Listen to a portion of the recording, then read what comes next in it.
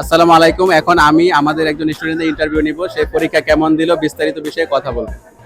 Yakub sir, পরীক্ষা কেমন হলো? জি আলহামদুলিল্লাহ খুবই ভালো হয়েছে সেন্সেই। গ্রামার পার্ট, লিসেনিং পার্ট এবং কাঞ্জি ভোকাবুলারি পার্ট কোন পার্টটা ভালো হয়েছে?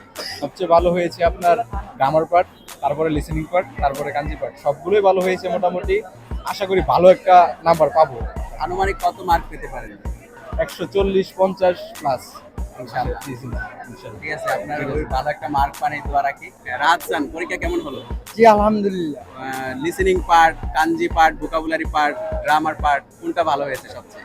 লিসেনিং পার্ট, লিসেনিং পার্ট সবকিছু বুঝতে পেরেছেন? হ্যাঁ মোটামুটি ভালো বুঝতে পেরেছি। কাঞ্জি পার্ট বা গ্রামার পার্টে কোনো প্রশ্ন কোনো নিয়ে কোনো কিছু এরকম বুঝেন না, এরকম কোনো পার্ট আছে যেটা নিয়ে করেন? ভোকাবুলারি পার্টটা একটু একটু সমস্যা ছিল। সমস্যা নাই ওইরকম ভাবে, মোটামুটি ঠিক আছে। কত মার্ক পেতে পারেন? হয়তো আনুমানিক কত মার্ক পেতে পারেন? 120 থেকে 140। ভালো হোক, কেস এই দোয়া রাখি। হ্যাঁ।